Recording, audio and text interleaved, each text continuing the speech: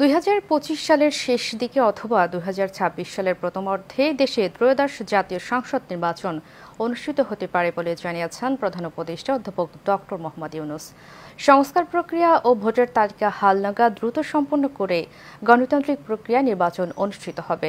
এ সময় দেশবাসীকে মহান বিজয় দিবসের শুভেচ্ছা জানান প্রধান উপদেষ্টা। বিস্তারিত রকিব মালিকের রিপোর্টে। বিসমিল্লাহির রহমানির রহিম। মহান বিজয় দিবস উপলক্ষে সকালে জাতির উদ্দেশ্যে ভাষণ দেন অন্তর্বর্তী সরকারের প্রধান উপদেষ্টা ডক্টর মোহাম্মদ ইউনূস। ভাষণে তিনি জাতীয় নির্বাচনের সম্ভাব্য সময় জানান। এমন কিছুই সে অবশিষ্ট থাকতে দেবে। প্রধান উপদেষ্টা বলেন, সংস্কার প্রক্রিয়া দ্রুত সম্পন্ন করেই 2025 সালের শেষ দিকে অথবা 2026 সালের প্রথমার্ধে দেশে জাতীয় সংসদ নির্বাচন অনুষ্ঠিত হতে পারে বলে আশা প্রকাশ করেন তিনি।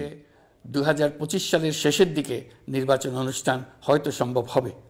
আর যদি এর সঙ্গে নির্বাচন প্রক্রিয়া এবং নির্বাচন সংস্কার কমিশনের সুপারিশের পরিপ্রেক্ষিতে এবং জাতীয় ঐকমত্যের ভিত্তিতে প্রত্যাশিত মাত্রার সংস্কার যোগ করি, তাহলে অন্তত আরও 6 মাস অতিরিক্ত সময় লাগতে পারে।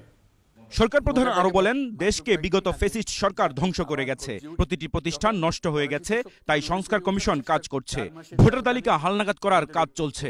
এবারের নির্বাচনে তরুণদের ভোটদান একটি স্মরণীয় ঘটনা হয়ে থাকবে বলেও জানান প্রধান উপদেষ্টা।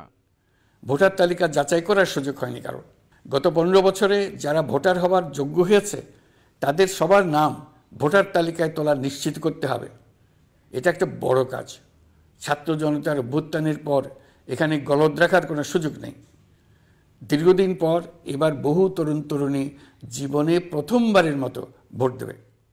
নির্বাচন প্রক্রিয়ায় সব রাজনৈতিক দলগুলোর সহযোগিতা চেয়েছেন প্রধান উপদেষ্টা। সবশেষে দেশবাসীকে মহান বিজয় দিবসের শুভেচ্ছা জানান তিনি। তাই এবারের নির্বাচনে তাদের ভোটদান একটি স্মরণীয় ঘটনা হয়ে। রকিব মানিক, এশিয়ান টেলিভিশন, ঢাকা।